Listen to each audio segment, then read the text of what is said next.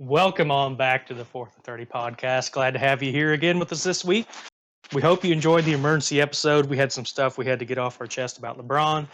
We're going to get back into our normal viewing pleasure here.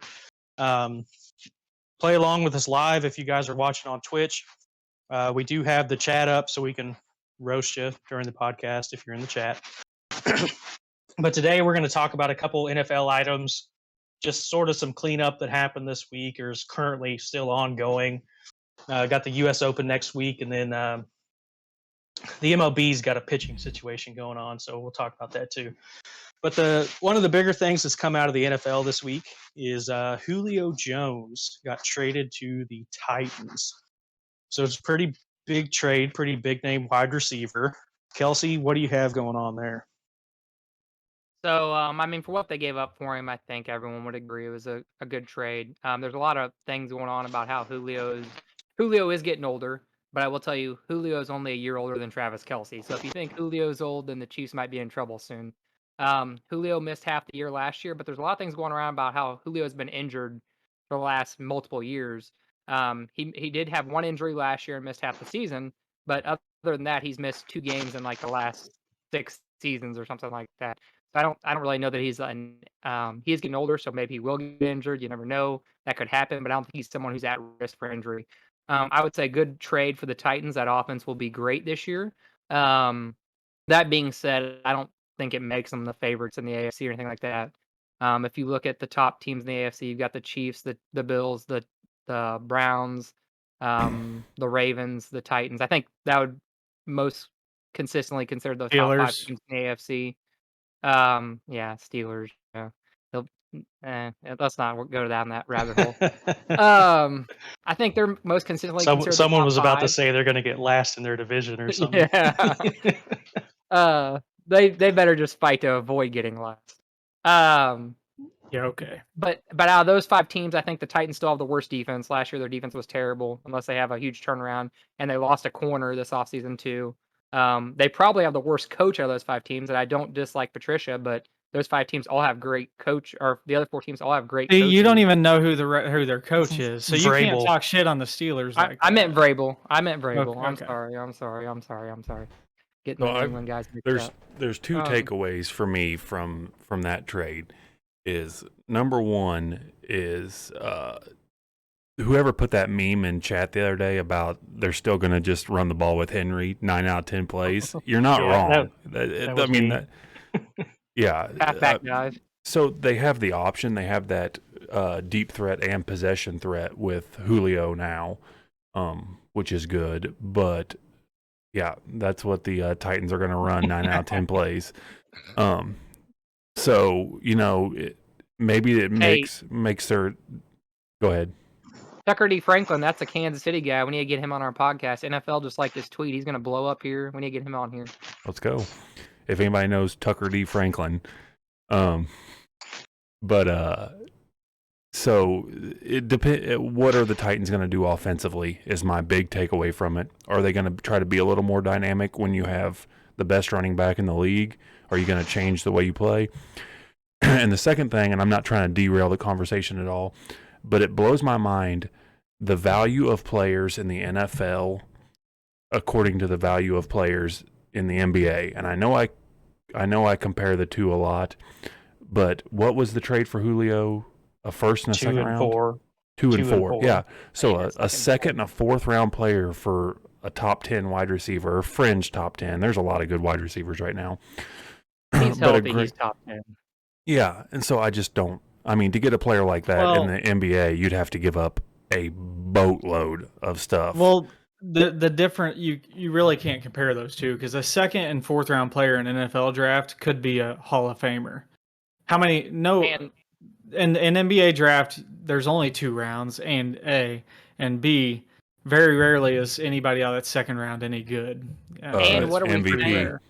And MVP wait, is hold coming in the on. second round. What are we saying though? Because like in the NBA, you have 5 players on a team and only 5 positions. On the NFL, you have 22 starting players. So a top 10 receiver essentially is a top 200 player. I'm not saying he's barely in the top 200, but I'm saying it's apples and oranges when you're comparing those two.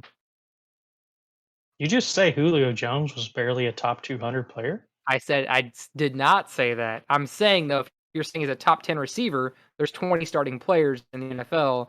So there's a difference between saying somebody's a top 10 player in the NBA and saying he's a top 10 receiver. Hmm. Putting You words heard in it. my mouth.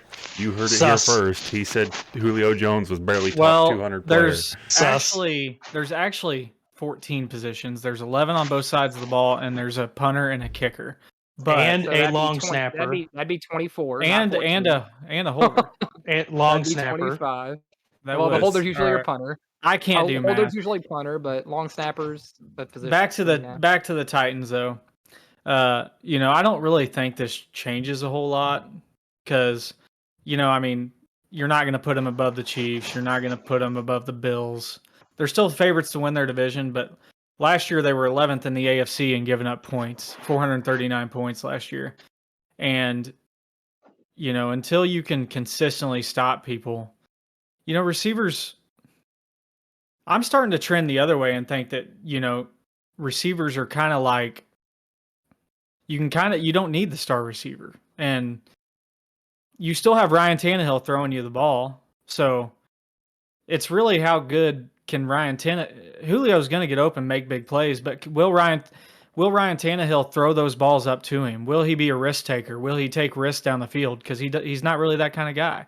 They're still going to be, just like you guys said, it's going to be a play action. They're going to run the ball. Their offense isn't going to change much. And so Tannehill was one of the best deep throwers in the league last year. Just saying. I'm just saying. Right. When Yeah, you're but to running, Kyler's- but they to have the Kyler's best point- running game in the league. That opens up the downfield passing game. No, I agree. So they're the same team, is what I'm saying.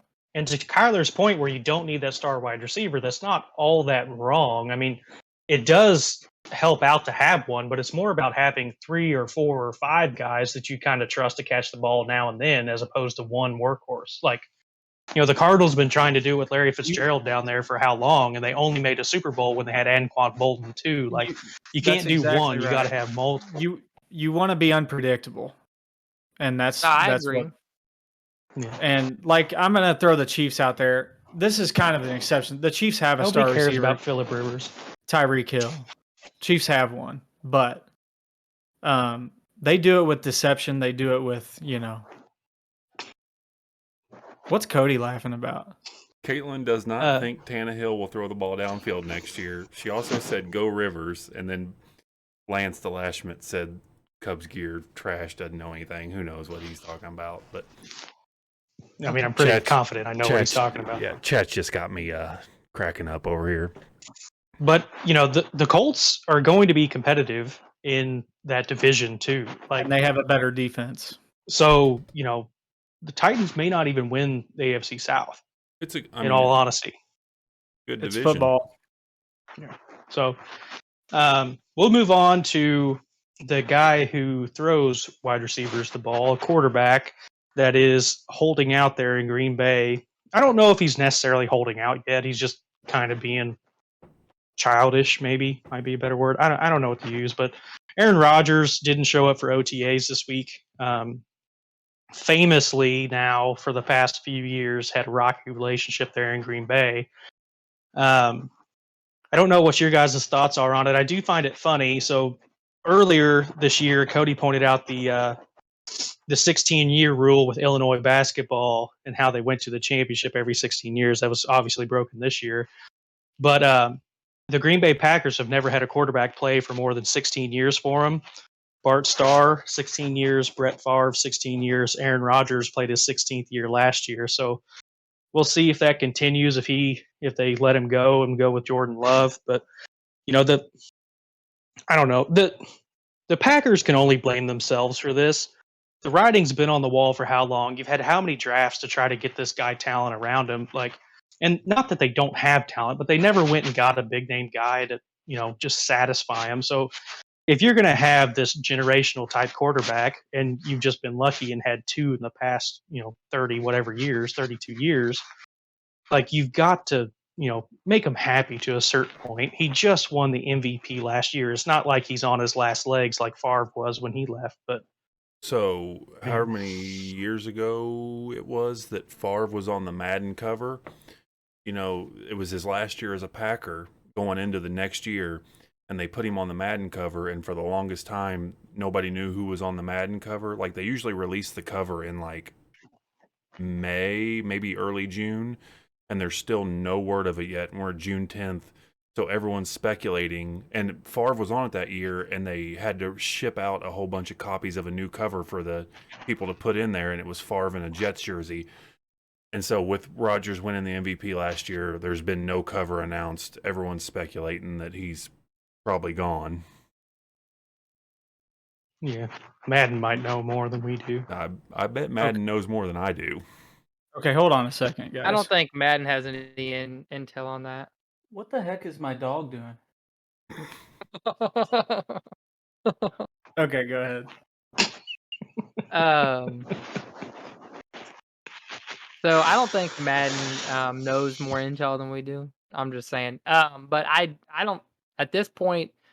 Aaron Rodgers, tremendous quarterback. Aaron Rodgers, one of the most talented quarterbacks we've seen play. Aaron Rodgers is a very, very, very petty human being, and Dramatic. I don't know if you know this or not. He has a grudge against his family. He like doesn't talk to his dad, hasn't for years, and like he holds to it. Like he's a very petty human being. I wouldn't be surprised if Aaron Rodgers doesn't play for Green Bay next year. I And I don't even know think if that he means will. he'll play somewhere else. He might sit out. Like he might not play for anybody. I don't know. Well, this is kind of hypocritical of me to say, but seeing as how if I've said this plenty of times to different people, if I was given millions of dollars at the age of 20, I can't even imagine the human being that I would have become. But that being said, yes, he is a drama queen. A. B, he needs to take a page out. Tom Brady's laid the foundation. If you want to win Super Bowls, do that. But if you just want to be a drama queen, you should take a page out of Aaron Rodgers' book because he's screwing up what was a great thing there. I mean, it's not like the Packers did something horribly wrong to him. I mean, he started for him. He's been their quarterback. No one ever really believed he wasn't going to be their quarterback. I think he's kind of blown this out of proportion. Oh, so what? They drafted Jordan Love in the first round. Well, you had just gotten hurt you're only as good as your backup quarterback. So you got to have somebody back there that can play because injuries happen. So Ironically, Jordan Love wasn't even active like all of last year. I agree with you. I don't disagree. That being said, it's just I do think the Packers did mess up. I mean, they didn't even talk to Aaron Rodgers about the possibility of drafting a quarterback in the first round. Yeah, they didn't handle the that's draft just- well that's at just all. silly. But That being said, Aaron Rodgers is. I mean, it's at this point, Aaron Rodgers has no one to blame but himself if he doesn't play this year. That being, he seems to be having a great time in Hawaii, taking pictures and all that with his girlfriend and his girlfriend or his Yeah, fiance.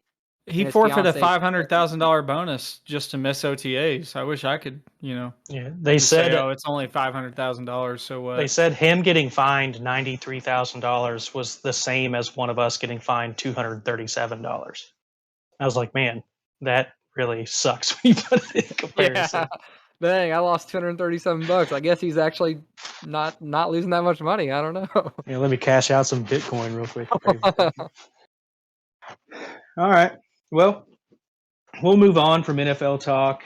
I'm sure more things will happen. Aaron Rodgers might report, and all this kind of goes away in a couple weeks. But to transition golf, the U.S. Open is next week, and the U.S. Open's always been my favorite for some reason. Don't really know why, but it's at Torrey Pines on the South Course. The last time U.S. Open was at Torrey Pines was kind of the beginning of the kind of downfall of Tiger Woods' career. It was his one-legged U.S. Open victory in 2008. So the one thing about Torrey Pines is you got to be good around the greens, and that's not everybody's strong suit, especially if Cody's about to say that Milkshake McGee is going to win the U.S. Open. So my time's a charm. My picks for it, John Rahm's hot, COVID or not, don't care. His temperature might be up, but that's just because he's golfing out of this world. So I'm going to take John Rahm. But for a second pick, I'd give you Justin Thomas. Both of them are 14-1. But a guy I'd watch out for, I believe he's a California native, is Patrick Cantlay at 30-1. I believe there's good money there. and he historically does well at Torrey Pines, and he's good around the greens. So I'd watch out for his name climbing the leaderboard. Well, Carl just stole a little of my thunder there. Patrick, I decided I'm gonna be more decisive, and I'm going with Patrick Cantlay. And he's already got 2 wins on tour this year. He's actually leading in FedEx Cup points, and he's been playing. He's only missed one cut this year. So Patrick Cantlay's my guy, but dark horse pick Corey Connors. Put money on those two. You're gonna win some money.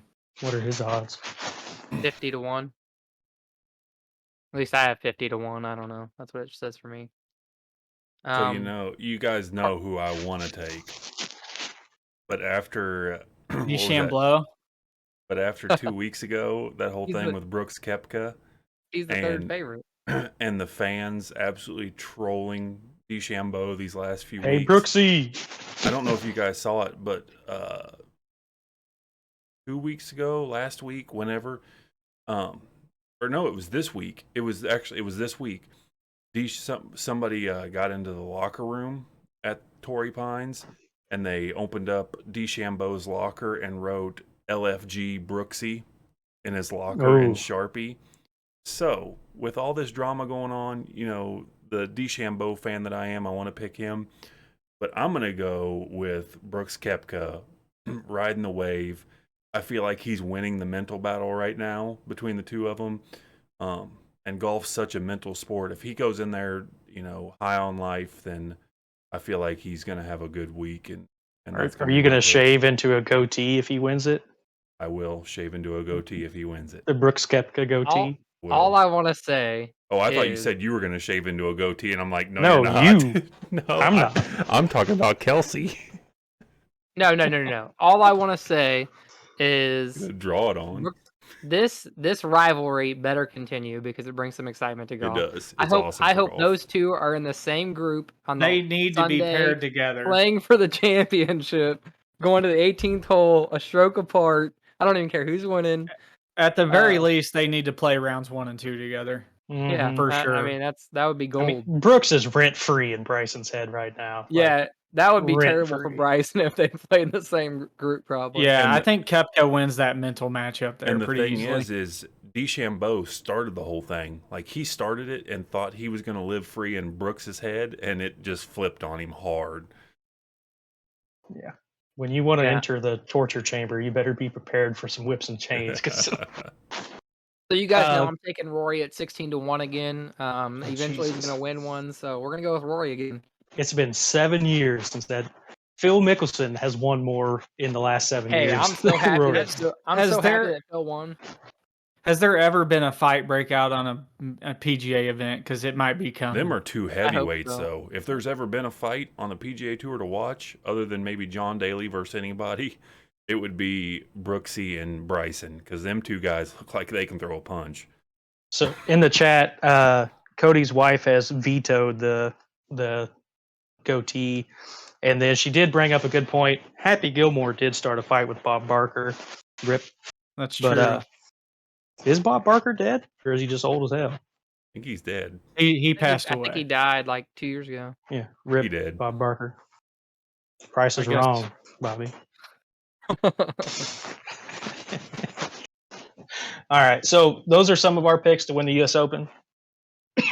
Since it hasn't happened yet, let us know in the comment sections. If I don't die choking, let us know in the comment section who you think is going to win the U.S. Open. Do you agree with any of us? Do you have a pick of your own? We'd like to throw a couple dollars around every once in a while. So if you have a dark horse pick that you think might win it all, let us know. But moving on, we're going to start with kind of a highlight of MLB pitching before we get into the lowlights of the current situation in MLB pitching, and that's Jacob deGrom. Jacob deGrom is a man among men right now. I mean, there's just nobody pitching like him ever. Like there's nobody been pitching like this. So, Kyler, why don't you go ahead and give me some of your thoughts on deGrom? Well, I mean, I get to see my team play him a lot, and there's nothing less I look forward to than watching him pitch against the Braves. But, I mean, .69 ERA, His whip is under 0.6. It's like 0.5 something. So he's 0.57. half of I have the innings he 0.62 pitches. ERA. Half of the innings he pitches, he's not even letting him get anybody on base. I mean, so yeah, we've never seen a stretch like this. It'll be interesting to see if he can continue it for a full year. But I mean, at this point, and the crazy thing is, he's never won more than 15 games because he's on the New York Mets. Well, and But he's kind of injury prone too. He's on the DL quite a bit with his elbow. he's Yeah. been on the injury report a little bit. But I mean, his run support, he's got to have one of the worst Awful. career run support for a Yeah. pitcher ever. And So it's a that- shame. He should be on a contender. That baseball historian that we were interacting with on TikTok the other day made a good point that wins and losses should not go into account for Cy Young awards. And DeGrom is the perfect example of it. So I'm looking at it. The stats I have pulled up could be updated, outdated compared to yours, Kai. I don't know. He's 5-2 right now. This says he has a .62 ERA with a .57 WHIP. He has started 9 games, so he has 2 no decisions and 2 losses, and his ERA is .62. That is ridiculous. If your ERA is .62, you should be undefeated. Bottom line, that's just absolutely atrocious run support. I mean, what he's doing is absolutely crazy. I mean, there's really not much. I mean, his career win-loss with a .25 or a 2.5 ERA is 75-53. It's just unreal with a 1 WHIP, a 1.02 WHIP. Like it's crazy how good he is, and he should have astronomical win-loss numbers if he was on a team that could put the ball in play at all. So somebody remind me who won the Cy Young in 2018. It was the year that he was 10-9 with a 1.7 ERA that he That'd be should have Kershaw? won. And didn't win. It Kershaw, might have been maybe? Kershaw. I didn't look it up. I couldn't remember what year it was, so I just looked up his stats. Anyways, yeah, 2018, 10-9. Jacob DeGrom won it in 2018. Oh, he did win? He won in 2018 and 2019. Trevor Bauer okay. won it last year. Oh yeah, so he hasn't been treated as bad as win-loss shouldn't matter. He's right. But yeah, 10-9 with a 1.7 ERA. That was for a complete season in 2018. 1.7 ERA and went 10-9. That is insane. Oh my gosh. He got all but one first place vote that year. He was pretty much unanimous. So here's the ERA records he's staring down the barrel of this year. The top 5 ERAs ever for a full season in the MLB come from 1914, 1906, 1968, Bob Gibson, 1909, and 1913. That's what he's on pace to break. And those are 0.96, 1.04, 1.12, 1.14, 1.15. But I do want to make mention that is before they moved the mound back. And, even some of those are before they raised the mound. Like a whole bunch of things have changed since then. What he's doing is on an insane clip, like insane. There's never been done before. There's no rhyme or reason to it. If he finishes this year out sub 1, he's the best. It's the best pitching season of all time, hands down. There's no ifs, ands, or buts about it. Like it's crazy. You're 100% right, Carl. Fix your mic off your shirt, please. There we go. Like these? That's perfect. Yeah, you're 100% right though. It's just unreal what we're saying. Or what we're seeing, not saying, what we're seeing with DeGrom. You just can't. I'm a big stats guy. Same with other sports. You just can't argue with what he's doing. There's just no valid argument on why he's not possibly the greatest of all time. Yeah, I have no argument for it. Yeah. So to move on to the sticky situation that's brewing in the MLB right now. See what I did there? Sing. There's been a lot of heat about this year, and it's something that's not new to baseball. People have been getting banned. People have been doing it for 100 years. It's not something that's new, but it's something that's came about more and more as swing and misses have gone way up this year. Strikeouts are up, just generically balls in plays. And some of that's due to the shift, and some of those outs that are coming inorganically from the shift. But um, more and more attention is being brought to the use of kind of illegal or circumvention of using materials on the ball to either increase your grip or increase your slip on your fingertips. Um, and the MLB said they're going to start cracking down on it more, which they didn't raise the suspension rate for it. It's always been 10 games, but for a starting pitcher, 10 games doesn't mean jack shit. Like 10 games, okay, you're going to miss maybe 2 starts, like the way it works out. It's just dumb. But, to go way back, there's so many people have talked about this, and so it's kind of a what are you going to do here situation with the MLB. So you have Nolan Ryan on the record in 1993. Now, when you say cheating, using pine tar to help your curveball, stuff like that, those are things that are done in the game that are accepted as part of the game. So I wouldn't sit here and tell you that, no, I wouldn't do those things. That's Nolan Ryan, one of the better pitchers to ever play the game in the early 90s, talking about using pine tar, right? And then Pedro Martinez, instant Hall of Famer, and we all knew how good he was. We grew up watching Pedro. I think pitching is the only position where you have to use from your nails to your hair. And you wonder why your hair. If you have a Jerry curl, sometimes when the ball's not feeling right, you rub hair care products on the ball and the ball moves a lot more. So, this isn't new. It's been done for a long time. And it's just, I think it's because the MLB has manipulated the ball.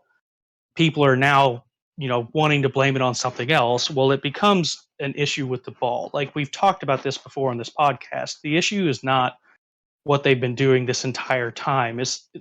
Sure, it's an advantage. They're getting a higher spin rate, all of this stuff, but it's been around in the game forever. And so, everybody has become accustomed to it. And so if you want to eliminate sticky substances on the ball, eliminate batting gloves, eliminate pine tar altogether. Those are, certain things that have happened that helped batters out to deal with some of that. So if you eliminate it for the pitcher, something they've been doing for, I'm just going to spitball 50, 75 years, who cares? You got to eliminate some of the things for the hitters too and put the ball back to where it was. There's no reason to start changing the ball. It's just dumb. There you go. I mean, the answer to me is pretty simple. Just hold people accountable. The baseball has these rules and they're not holding people accountable to it because it's been a tradition. But I mean, with the hitting numbers way down, ratings probably down with it, why not just hold the pitchers accountable to, I mean, the rules are in baseball, you can have pine tar in your bat up to a certain length. Now, whether they're going further than that, I don't know, but I want to see more runs and more hits. So I want them to hold pitchers accountable to not using sticky substances. I think it's that simple. So I know I'm pretty anti-majority on this. I love that pitching is my favorite part of baseball, so I love a good pitcher's duel.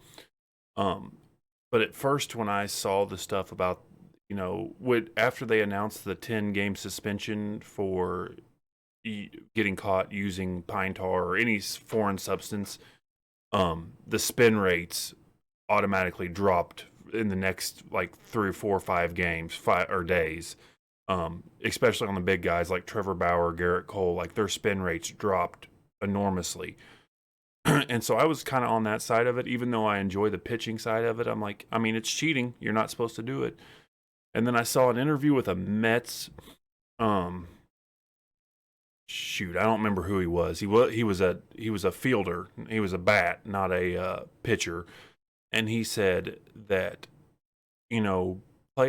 batters are allowed to use pine tar to grip the bat. They're allowed to use batting gloves to grip the bat. They're allowed to do all this stuff, put grip tape on the bat to increase their handle on the bat.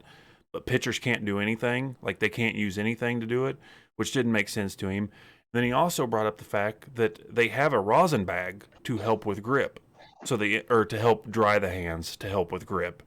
So the MLB is acknowledging that they may need a little help gripping the ball, but they can't use a foreign substance.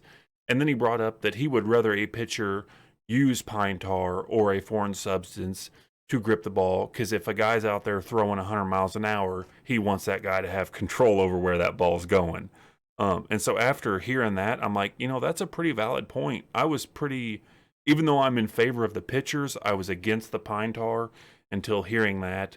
And now I'm kind of like, I kind of see the point of it. If there's a rosin bag out there for them to dry their hands to grip the ball better, why can't, as long as they're not lathering their entire hand in it and throwing crazy ass ephus pitches and stuff like that, or, palm balls and stuff like that, let them do it. Let them put a little bit on their fingertips. So on this topic, I mean, I don't care which way they go, but if you're going to have a rule, enforce it. If you're not going to have a rule, if you don't want to enforce it, then I don't have the rule. Like, I really don't care which way they go with it. But if you're going to have a rule, why would you have a rule and not enforce it? That doesn't make any sense.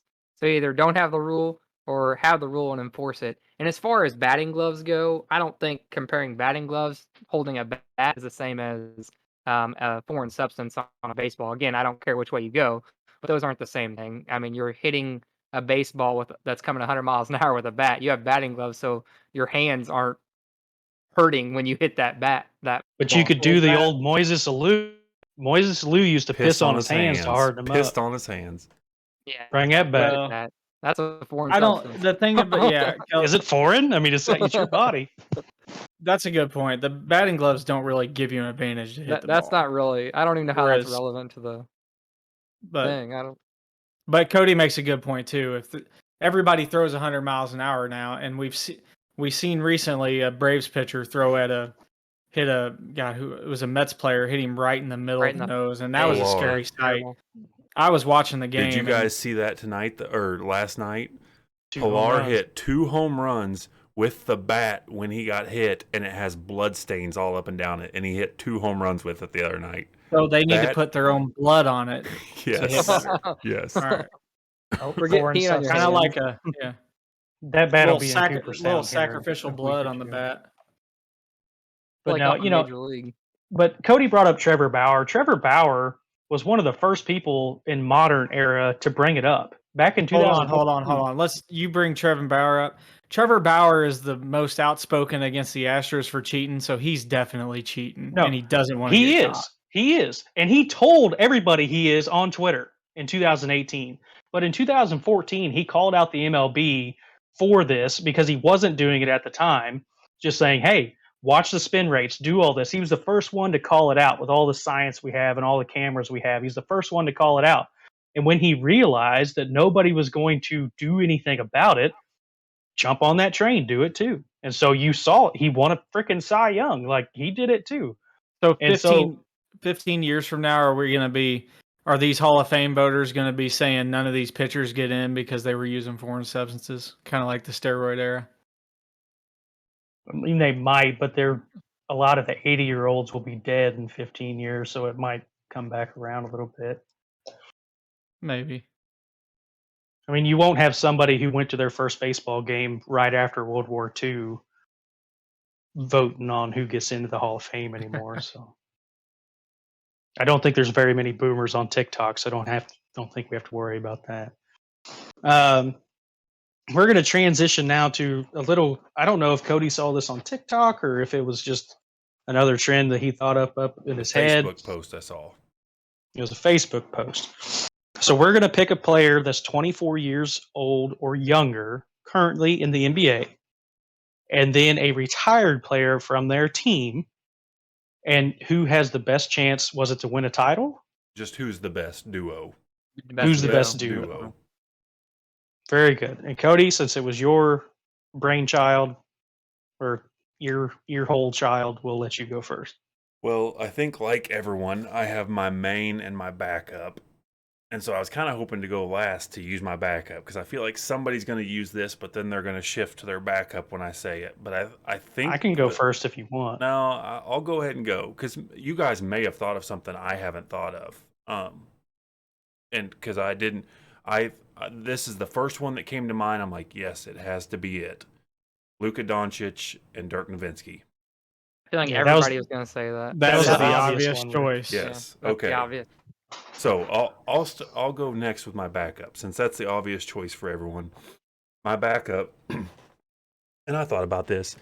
The way Trae Young has played in the playoffs has really, and nope, it's not my pick. Before you guys start thinking I'm giving Trae Young any credit, the way Trae Young has played in these playoffs has made me a believer.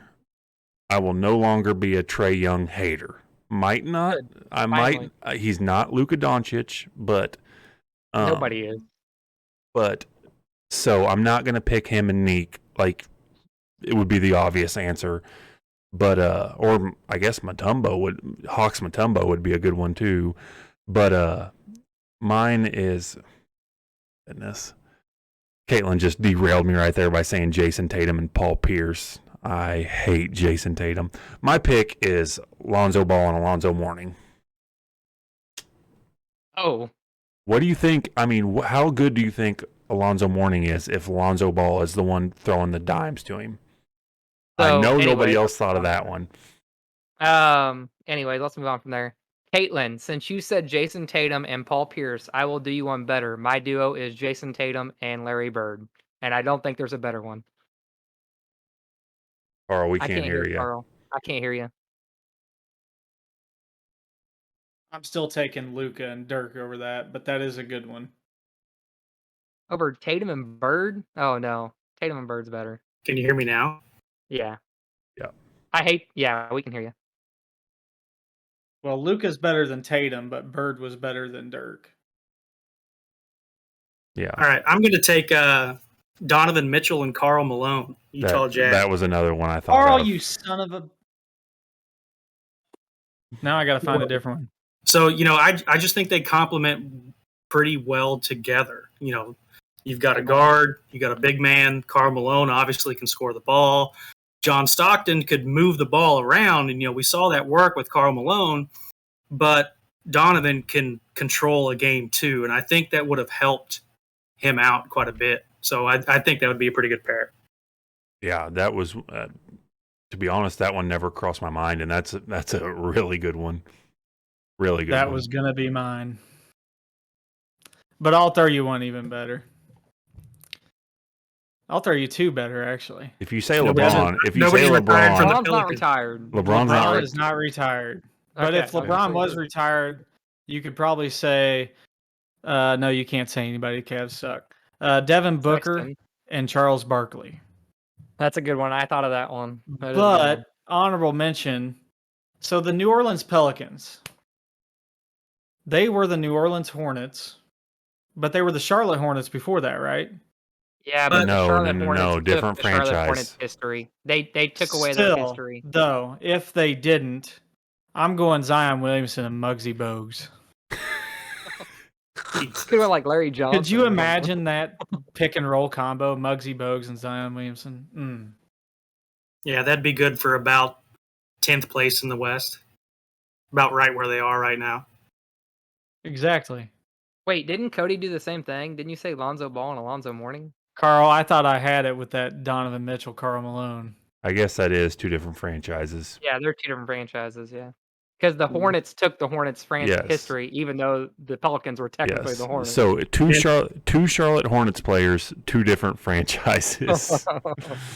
And if the Thunder have anybody good, they have all of the Sonics history, and there's some really good picks in there. There's just nobody great. Well, I under think 24. I think we did miss one really good one.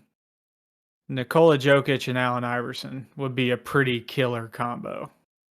Jokic is like 28, isn't he? Oh, I He's guess he not- did he's play not in under Denver. 24.